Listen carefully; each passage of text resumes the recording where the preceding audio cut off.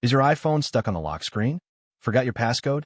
Seeing iPhone unavailable or locked TO owner? And you don't have a computer or any third-party software? Don't panic, because in today's video, I'm going to show you how to hard reset a screen-locked iPhone, all models, without using a computer and without using any third-party tools. And yes, this is the 2026 updated official method.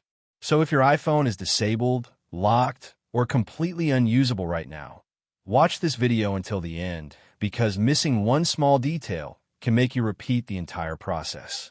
Make sure you like this video, share it with anyone who always forgets their passcode, and subscribe to my channel for more 2026 updated iPhone tips and fixes. And if this method doesn't work on your iPhone, comment your iPhone model and tell me exactly what message you're seeing on the screen. I'll personally try to guide you step by step. All right, let's get your iPhone reset and back to working condition the right way.